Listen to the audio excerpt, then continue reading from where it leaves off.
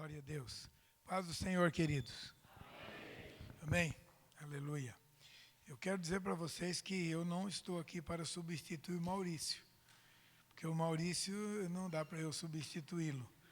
Mas eu vim aqui para cumprir a responsabilidade, o que o pastor Maurício tinha que fazer, porque ele está enfermo. Tem que ser alvo das nossas orações, está com problema de cálculo renal e está internado, talvez ainda esteja internado. Eu sei o que é isso, que eu tive uma crise de 12 dias. Eu emagreci 4 quilos em 12 dias com cálculo renal. Então eu sei que não é brincadeira não, mas as nossas orações a Deus em favor do pastor Maurício.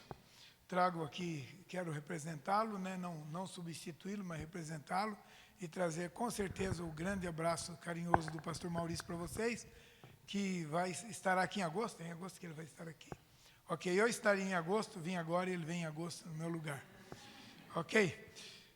Graças a Deus. Também trago um abraço do pastor Edson Guimarães, lá de Governador Valadares, foi pastor de Nova Odessa, começou o ministério nesse presbitério, estive falando com ele hoje de manhã, e ele mandou um grande abraço para o nosso presbitério aqui de Campinas, né? Glória a Deus. Pastor Edson Guimarães colocou o nome dele como candidato a vice-presidente da igreja no próximo triênio, né? E aí nós agora estamos assim bem utilizados de candidatos, né? Temos vários. Graças a Deus, isso é muito bom, né? Isso é muito bom. Pois bem, nós vamos abrir a palavra do Senhor para o Evangelho de João, capítulo 10. Não poderia ser outro texto, versículos 1 a 8. Eu quero pedir desculpas, porque foi assim meio de última hora. E eu sempre gosto de trazer o esboço do sermão, distribuir para todos os pastores, né, para deixar assim, depois se quiser recordar alguma coisa, fica mais fácil. E dessa vez não deu tempo, é só o rascunhozinho aqui, né, que eu fiz quase em cima do joelho. Mas, como pastor presbiteriano, nós temos o hábito de nos organizar para ministrar, né? Aleluia, glória a Deus. O nosso presbitério de Campinas é um presbitério muito querido, é filho do presbitério de Osasco. Quando eu fui presidente, esse presbitério foi organizado em que ano? O senhor lembra, não? O senhor chegou em 91. Então, o presbitério de Campinas foi organizado talvez no tempo que eu era presidente do presbitério de Osasco. 1988, 89 e 90, por aí. Eu fui presidente do presbitério, depois fui secretário executivo algumas vezes, e por último eu fui tesoureiro só 3 meses, não aguentei não. Tesouraria não dá não, para mim não. Sou muito desorganizado para ser tesoureiro. Pois bem, João 10, 1 a 8, todos já encontraram, vamos lá. Palavra do Senhor. Bom, nós temos que falar do nosso pastor mor, né? Nosso pastor mor é o Senhor Jesus. Em verdade eu vos digo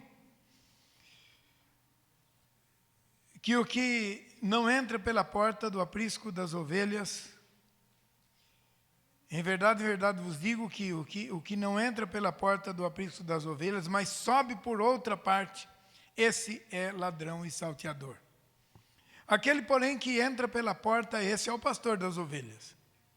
Para este o pastoreio, o porteiro abre, as ovelhas ouvem a sua voz, ele as chama pelo nome, e as ovelhas, chama pelo nome as suas ovelhas e as conduz para fora. Depois de fazer sair todas as que lhe pertencem, vai adiante delas e elas o seguem, porque lhe reconhecem a voz. Mas de modo nenhum seguirão o estranho, antes fugirão dele, porque não conhecem a voz dos estranhos. Jesus lhes propôs esta parábola, mas eles não a compreenderam. O sentido daquilo que lhes falava. Jesus, pois, lhes afirmou de novo: em verdade eu vos afirmo, eu sou a porta das ovelhas. Todos quantos vieram antes de mim são ladrões e salteadores, mas as ovelhas não lhes deram ouvido. Amém. Graças a Deus. Podeis assentar, queridos. Louvado seja o nome do Senhor. Bom, nós estamos fazendo aqui uma comemoração do Dia do Pastor Presbiteriano Renovado, né? Isso é muito bom. Nosso presbitério também está reunido em Araçariguama, na igreja onde eu faço parte, porque eu saí de Osasco no ano de 2015, e entreguei o pastoreio da igreja, e vim para Araçariguama. Eu já estava morando no Vale da Bênção, eu tenho uma propriedade lá, e vim para cá, então, em 2015, e não tinha pretensão nenhuma de abrir igreja em Araçariguama. Mas começou a pandemia, e as igrejas fecharam.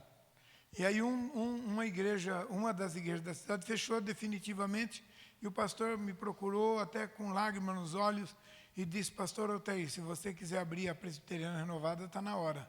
Porque eu fechei a igreja e vou doar tudo para você. Vou doar os 36 bancos, vou doar o aparelhagem de som, vou doar instrumento, vou doar tudo. Porque eu não posso vender propriedade da igreja, porque tem que manter o mesmo fim, o mesmo propósito. Conversei com o conselho, oramos e tomamos a decisão de abrir a igreja. Abri a Igreja Presbiteriana Renovada de Araçariguama no dia 18 de julho de 2020. E foi uma bênção, graças a Deus. Mas como abri a igreja na pandemia? Abri, estava aberta mesmo. Aberta, com as portas abertas mesmo. E a igreja cresceu rápido, graças a Deus.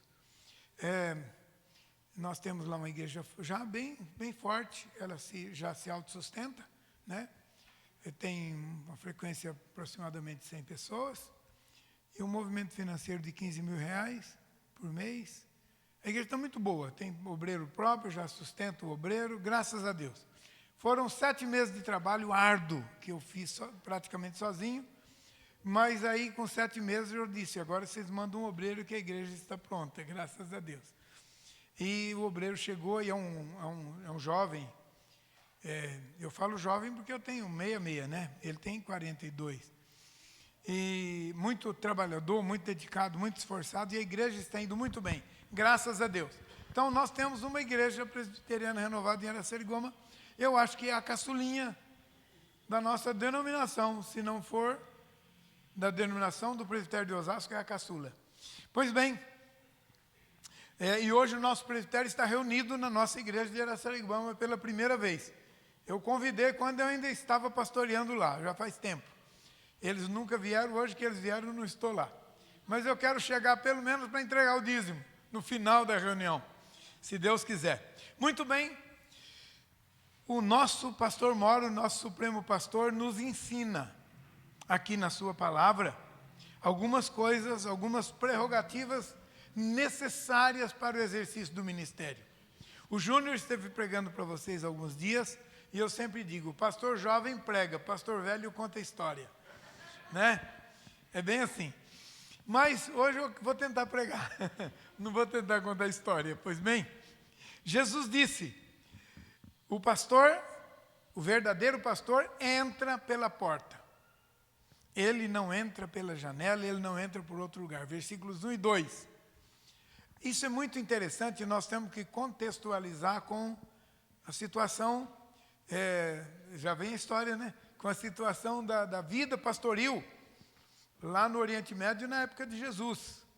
Eu sempre vou a Israel, já fomos esse ano, e em outubro eu volto de novo com outro grupo, e em março do ano que vem outro grupo. Aliás, eu acho que ninguém de Campinas ainda já foi comigo, né? Precisa ir alguém daqui de Campinas, Não foi ninguém ainda, né, daqui de Campinas, que eu saiba não. Pois bem, pastores, presta atenção. Se você conseguir 10 pessoas, eu dou a sua de graça, para viajar para Israel comigo. Sabe por que eu faço isso? Que quem vai uma vez, vai 2, 3, 4, 5, vai. Tem gente que já está indo conosco 8, 9, 10 vezes, todo ano volta. Porque é um renovo, é uma delícia, é uma maravilha. Ir para Israel é maravilhoso. Alguém até me perguntou aqui hoje: mas lá não é muito inseguro, não é muito instável? Israel é bem mais seguro do que o Brasil, irmãos. Olha, quem está em São Paulo, na Avenida Paulista, não tem 10% da segurança que tem em Israel. Porque lá tem o domo de ferro, que vocês já ouviram falar, com certeza. O Hamas lançou lá 2.400 mísseis. Caíram 4 E onde foram os outros 2.396? Foram destruídos no ar, porque lá não precisa de ninguém puxar o gatilho. Está tudo automatizado. Qualquer míssil que se aproxima é destruído no ar. Caíram 4, mataram 12 pessoas. Nenhum judeu. Não matou nenhum judeu, nenhum israelita, nenhum. Não morreu nenhum naqueles 2.400. Morreram 12 pessoas, ninguém era israelita. Interessante isso, né? Incrível. Bom, se você quiser saber qual é o segredo, é só você ler Zacarias, capítulo 12.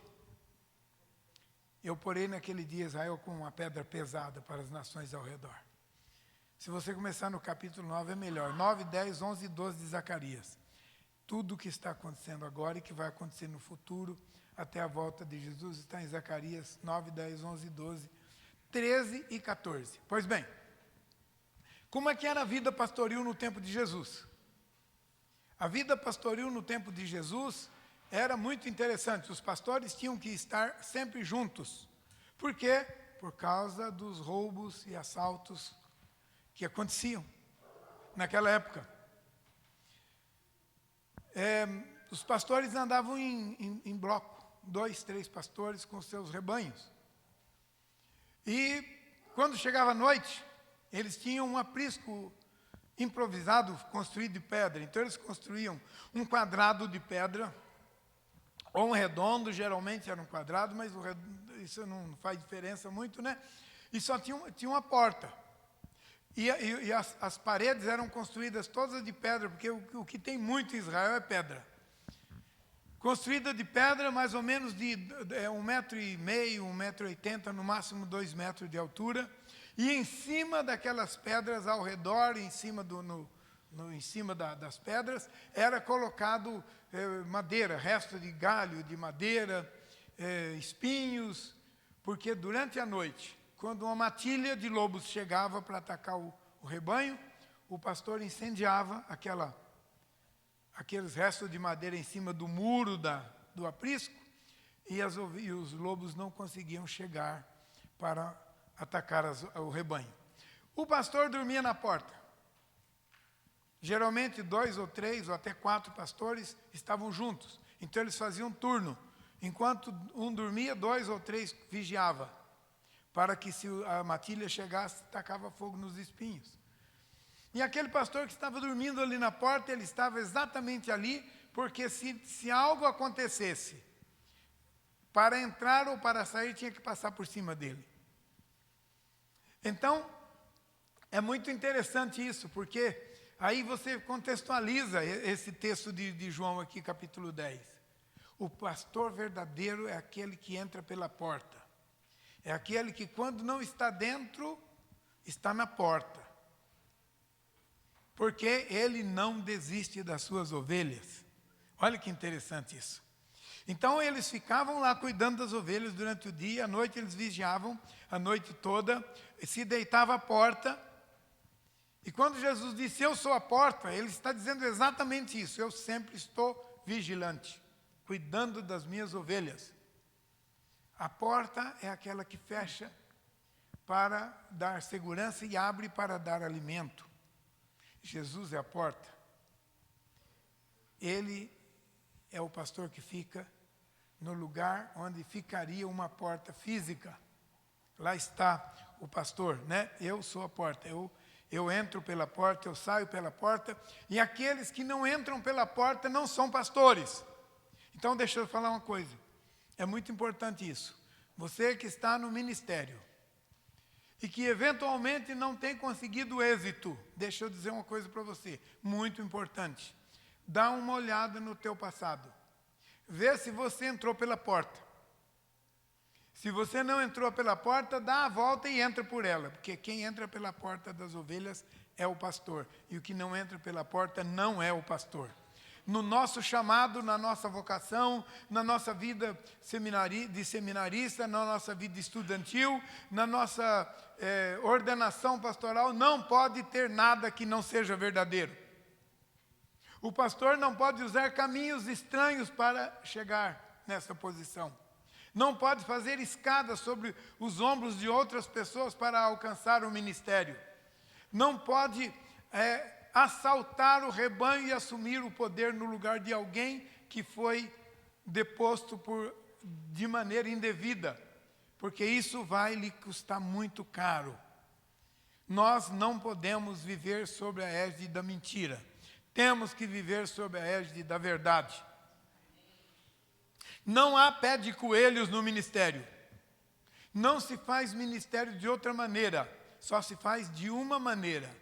Debaixo da autoridade absoluta e do cuidado determinante do Supremo Pastor das ovelhas. E ele sempre entrou pela porta.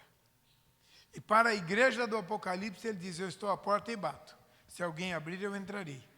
E eu cearei com ele e ele comigo. Esta palavra de Jesus não é para incrédulos, é para crentes. Lá do Apocalipse, da igreja, uma das 7 igrejas. É para pastores, é para o rebanho. Jesus nunca estará em outro lugar que não seja na porta. Ele não entra por outro lugar. Ele só entra pela porta. E o verdadeiro pastor vai entrar sempre pela porta. E quando ele não estiver entrando ou saindo, ele está deitado ali cuidando das suas ovelhas. Pois bem, o que não entra pela porta é falso. É o estranho. Ele não tem futuro. Quem não entra pela porta não tem futuro. Quem não faz tudo certo, corretamente, não tem futuro. Não se consegue ser pastor, senão pelo caminho da justiça. Não se consegue ser pastor, senão pelo caminho da verdade. Não se consegue ser pastor sem ter passado pelo crivo do pastor mor, o Senhor Jesus. Em segundo lugar, esse pastor aqui, versículo 2, ele goza de uma boa reputação. Olha que interessante. Primeiro, o pastor está sempre presente à porta do aprisco. Segundo, esse pastor, ele goza de uma boa reputação. Com certeza, se não a cidade de Campinas, que é uma metrópole, mas pelo menos o Novos Campos Elíseos, que chama, está de olho no pastor desta igreja, para saber como é a sua conduta. O pastor lá de Americana também é olhado pelos outros, o de Indaiatuba da mesma forma, e o de Araçariguama também, e de qualquer lugar. O pastor é uma pessoa que precisa gozar de boa reputação onde ele está. E Jesus fala isso no versículo 2. Olha o que ele diz. Aquele, porém, que entra pela porta é o pastor. Esse é o pastor das ovelhas. Ele goza de uma boa reputação. Ele está sempre disponível, em lugar visível. Não tem nada encoberto, tudo pode ser visto. A vida dele é um livro aberto, a sociedade pode ler. A maior Bíblia que nós pregamos é a nossa vida. O melhor texto bíblico é a nossa existência. O pastor precisa ser uma página da Bíblia aberta na sociedade onde ele vive. E se assim não for, o ministério dele não terá sucesso. A igreja pode ficar muito grande, mas ela não cresceu, ela apenas inchou. O tamanho da igreja não diz muito a respeito de quem é o pastor. Mas a vida espiritual do rebanho diz muito bem quem é o seu pastor.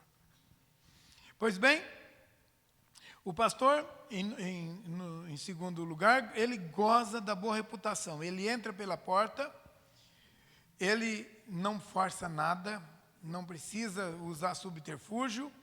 E o texto está dizendo em seguida que o porteiro o reconhece e abre a porta. Aqui agora, Jesus está falando de um aprisco mais sofisticado, vamos dizer assim. Porque aquele primeiro que eu falei é o improvisado lá do campo. Mas há um lugar, um aprisco, onde se reúne todas as ovelhas. E esse aprisco, geralmente de um fazendeiro, de um grande proprietário naquela época. Então é um aprisco geral, onde as ovelhas vêm para serem cuidadas. Se fosse hoje, para serem vacinadas e etc. e tal. Este é um aprisco já muito mais sofisticado. Ele tem uma porta que abre e fecha, ele não é improvisado. Ele tem lá alguém que cuida da porta. E é muito interessante isso. Quando se juntavam todas as ovelhas num só lugar, e isso acontecia muito em Jericó, porque Jericó é uma cidade que tem 10.000 anos, e ela foi um lugar, e até hoje é, um lugar de pastoreio de ovelhas. Por quê? Porque tem 2 fontes de água, muito boa, uma delas é aquela famosa fonte de Eliseu. E ali os pastores se reuniam na antiguidade longínqua para dar água aos seus rebanhos. Com o tempo, foi se aglomerando pessoas por ali, e um grupo de pastores tomaram posse daquelas 2 fontes de água e começaram a cobrar pedágio para os outros que vinham dar água para o seu rebanho. Pedágio não é coisa nova, né? Pedágio para beber água. E assim nasceu a cidade de Jericó, né? Então ali tinha, naturalmente, grandes apriscos, porque as ovelhas precisam de água, e então um aprisco perto da água é bom, porque as ovelhas vão para o campo, vão para o deserto, né, o deserto da Judéia, e quando voltam, estão perto das águas. Então ali poderia haver outros apriscos, esse sofisticado, com porteiro, com gente que cuida, que faz a castração dos cordeiros e que faz a limpeza das ovelhas e cuida da mosca do chifre, e etc, etc. Tem um livro até muito interessante que eu quero sugerir para vocês. O nome do livro é Nada Me Faltará, Philip Keller. É um livro bem antigo da editora Betânia, muito interessante. Se você quer ouvir ou pregar sobre ovelhas e apriscos e pastores, então adquira esse livro que vale a pena. É um livrinho fino, quase devocional, mas muito bom.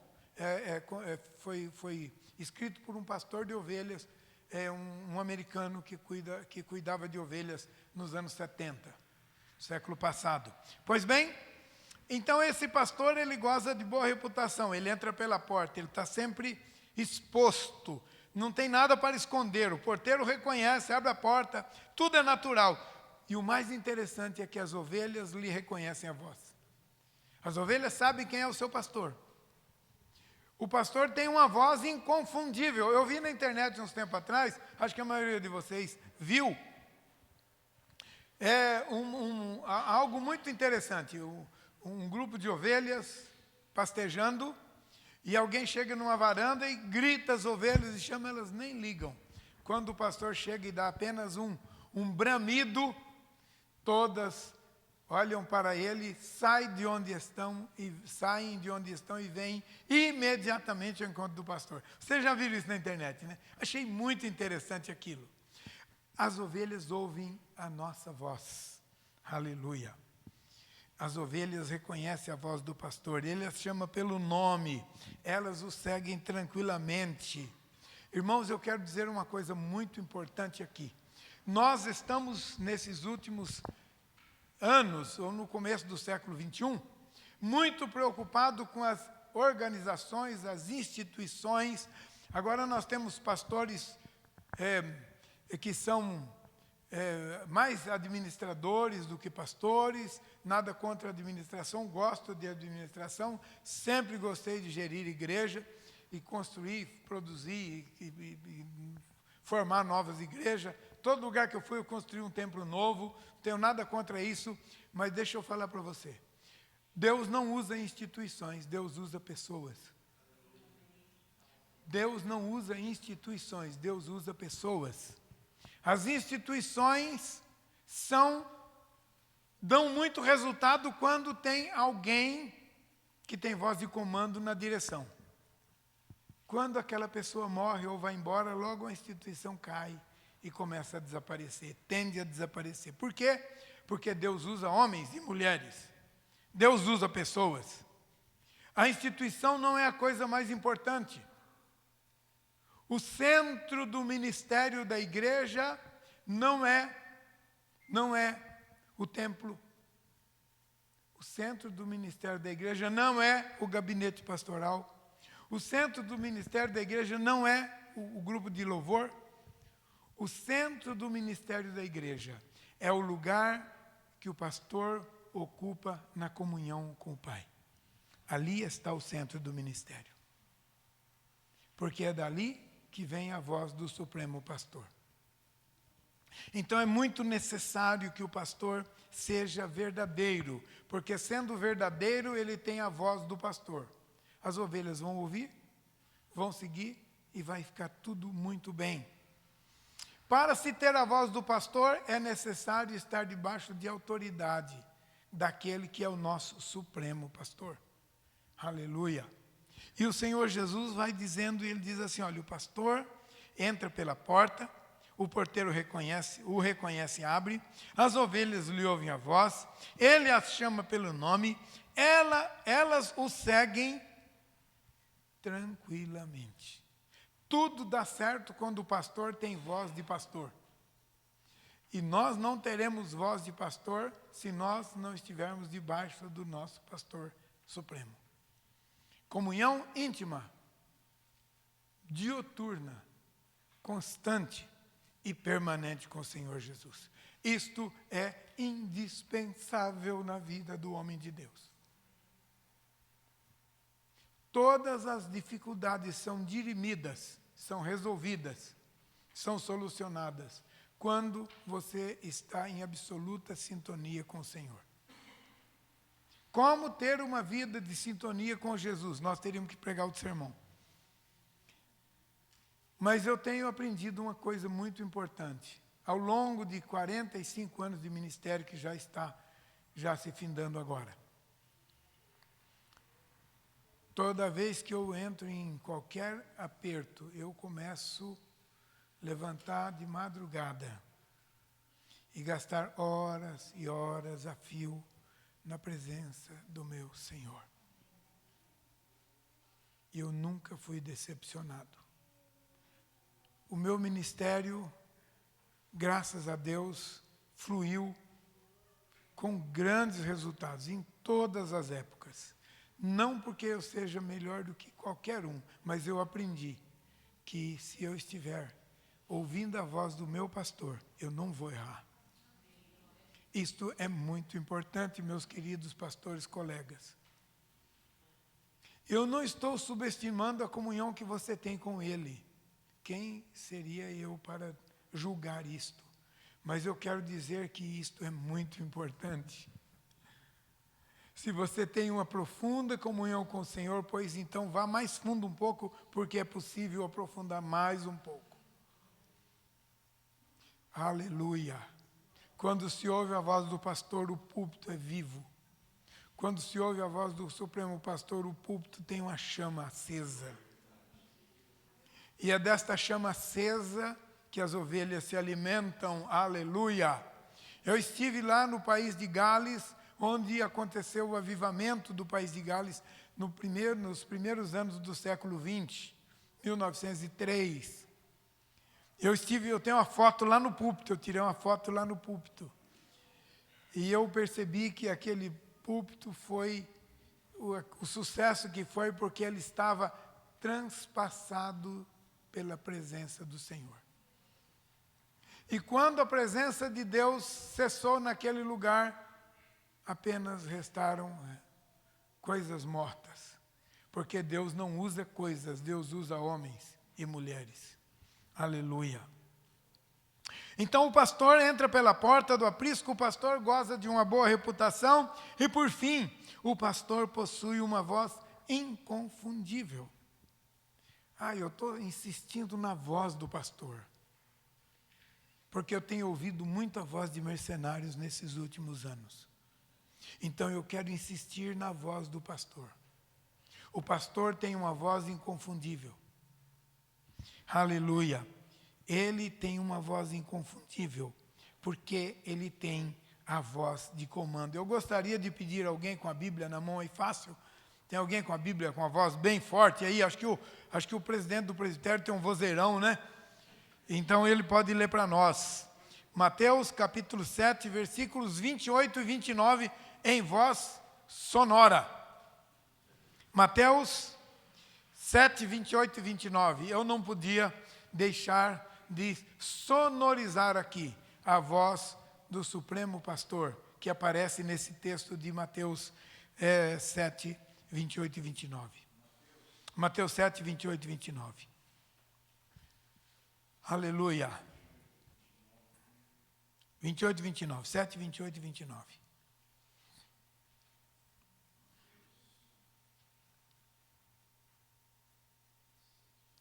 Sete, 28, isso. Pode. Pastor 7, capítulo 7, Mateus 7, 28 e 29. Achou? 27. Na minha tradução diz assim, ó. 27, 28. Não, 7, 28 e 29. Capítulo 7, versículos 28 e 29. Mateus 7, 28 e 29. Amém. Porque quando a chuva e as enchentes vierem, os ventos e tempestades soprarem contra a sua casa, ela cairá fazendo barulho medonho. Eu acho que o senhor está lendo o outro.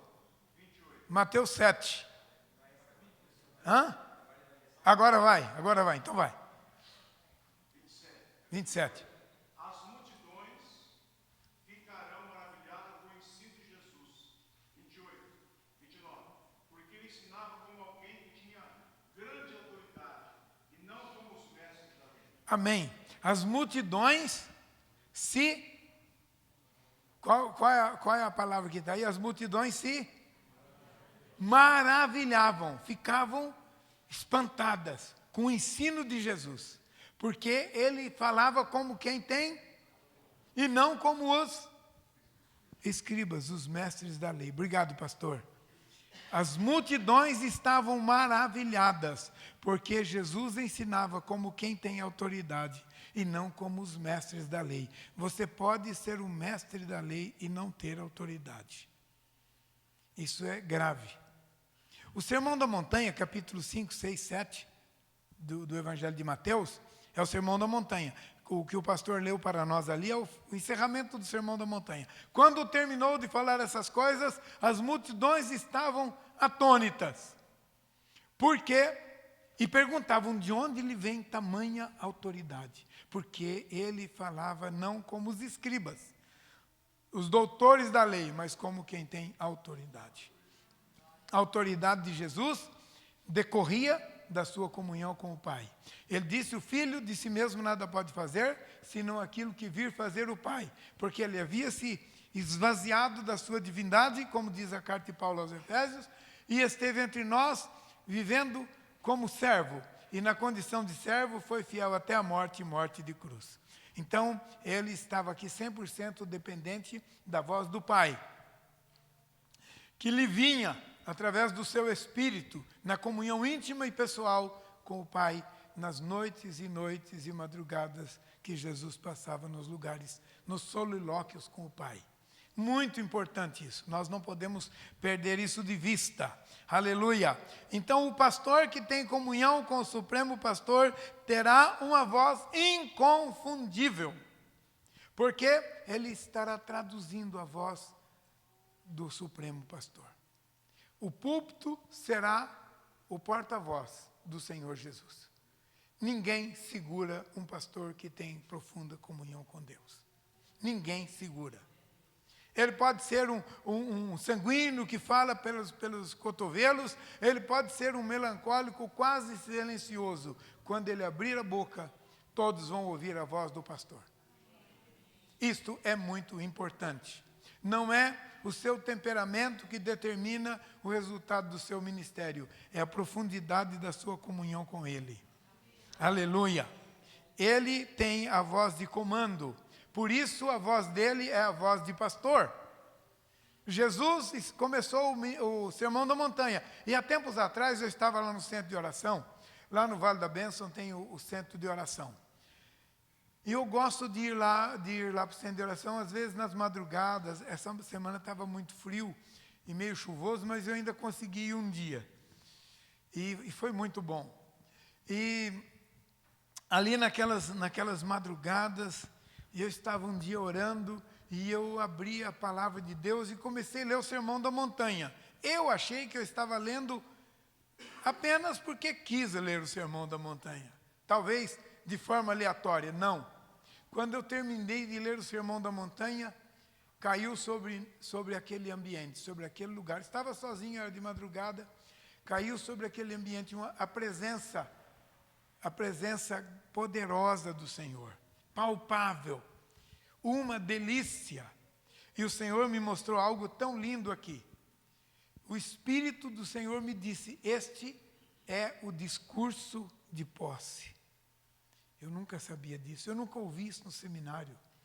Jesus trouxe o Sermão da Montanha como discurso de posse. Ouviste o que foi dito aos antigos sobre o governo e o domínio de outros? Eu, porém, vos digo, agora vai ser diferente. Agora vai ser assim, com essa voz de autoridade que o pastor acabou de ler. Jesus trouxe o Sermão da Montanha. Nós temos aqui um resumo em Mateus e um pedacinho dele lá em Lucas. Mas ele é avassalador, porque ele traz todas as orientações necessárias para o convívio da igreja como rebanho do Senhor Jesus. Você precisa se aprofundar no Sermão da Montanha. Toda vez que eu vou a Israel, eu subo o monte que está próximo de Cafarnaum, e eu conheço o lugar onde Jesus ministrou essa palavra. É muito interessante o lugar. Quando podia entrar lá, eu entrei com um grupo até grande. Coloquei um pastor lá embaixo. Falei, você lê o Sermão da Montanha para nós. E fui com o grupo lá para cima, longe.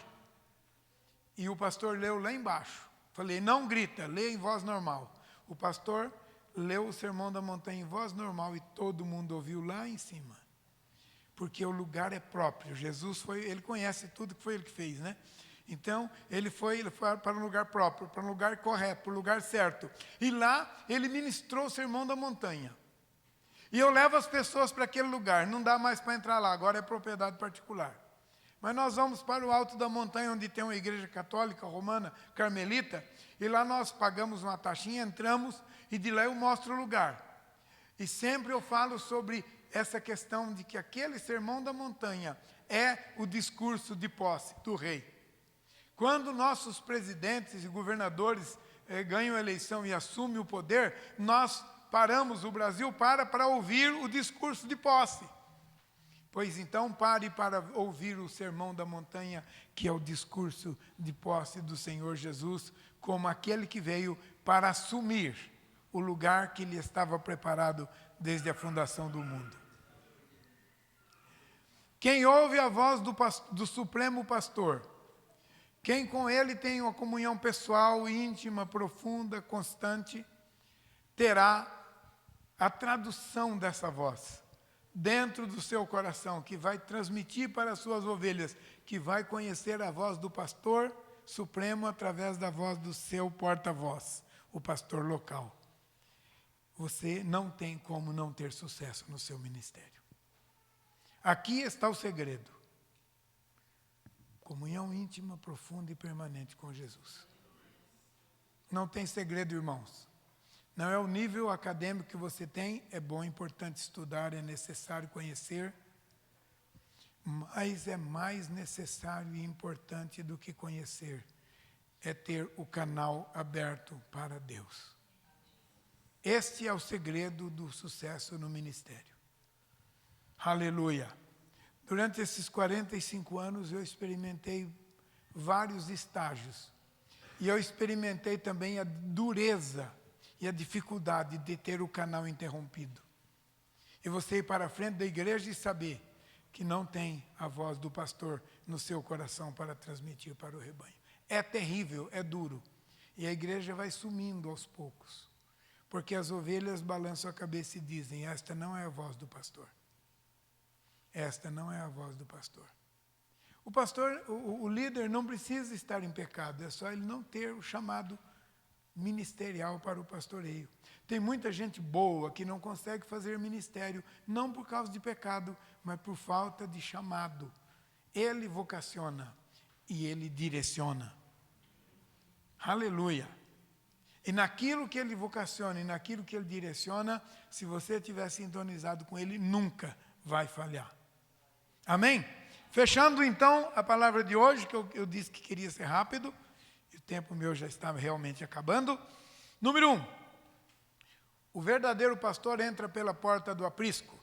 Número 2, o verdadeiro pastor goza de uma boa reputação no lugar onde ele vive. Jesus foi ovacionado pela multidão, porque ele falava como quem tem autoridade. Não havia sombra de dúvida na integridade do Senhor Jesus. Ninguém pôde lhe causar dano, porque ninguém achou nele falha alguma. Nós temos muitas falhas, por isso nós temos que estar aos pés dele todos os dias, para que a sua graça se aperfeiçoe na nossa fraqueza. Aleluia. E em terceiro lugar, o pastor possui uma voz inconfundível. Por quê? Porque a voz do pastor é o eco do seu relacionamento que ele tem com o chefe, com o Supremo Pastor das Ovelhas. Que Deus te abençoe e que neste tempo que te resta para o ministério, para aqueles que já estão do meio para o fim, e no tempo que se começa agora para você que está iniciando, nunca se esqueça desta verdade. A tua voz só será ouvida se ela retinir a voz do pastor dos pastores. Amém.